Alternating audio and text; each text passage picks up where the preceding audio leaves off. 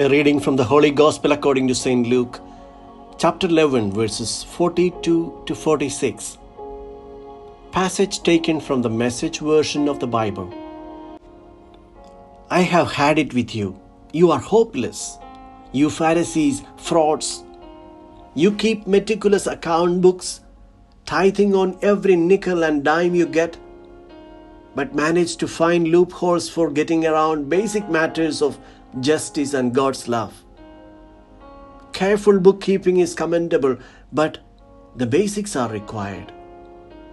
You are hopeless, you Pharisees, frauds.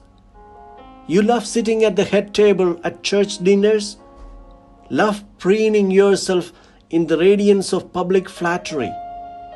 Frauds, you are just like unmarked graves. People walk over that nice grassy surface, never suspecting the rot and corruption that is 6 feet under. One of the religion scholars spoke up, "Teacher, do you realize that in saying these things you are insulting us?" He said, "Yes, and I can be even more explicit. You are hopeless, you religion scholars. You load people down with rules and regulations, nearly breaking their backs, but never lift even a finger to help." The Gospel of the Lord.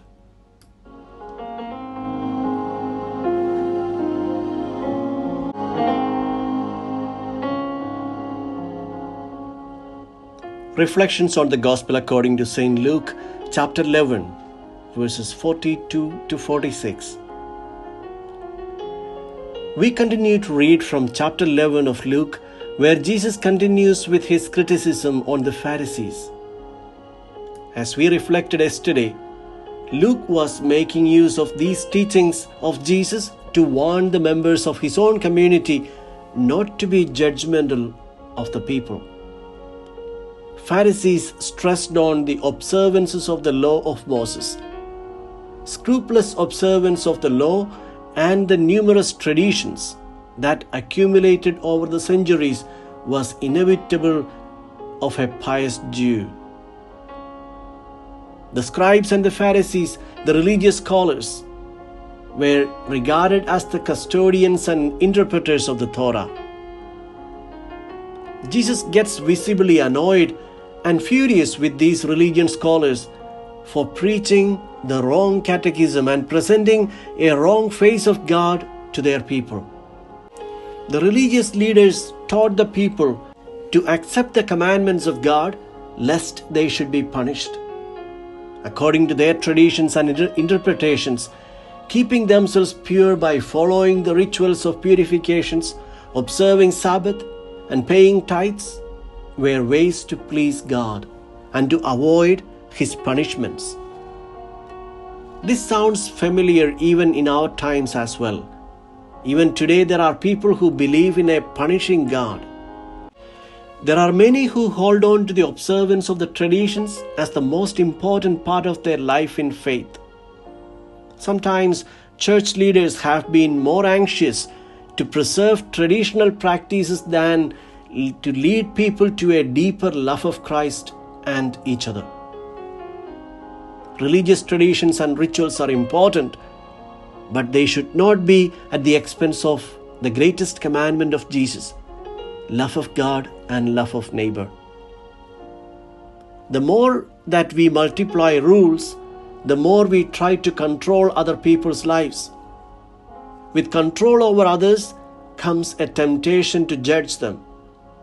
At the same time, we ourselves are in a danger of thinking ourselves holier than the rest because we follow the rules. And this is the biggest barrier to holiness. Jesus attacks the Pharisees for their attention-seeking and power-hungry attitude. In the past, the clergy in the church expected similar honors to be paid to them. Very often, people willingly did so because they genuinely respected their bishops or their priest. But as used to be said, the habit does not make the monk, nor the Roman collar the priest, nor the mitre the bishop. Pharisaism is alive in our society, but the first person I should check is me. In the rite of ordination to diaconate, the bishop would give an all-important instruction to the one ordained as deacon. Believe what you read, teach what you believe, and practice what you teach.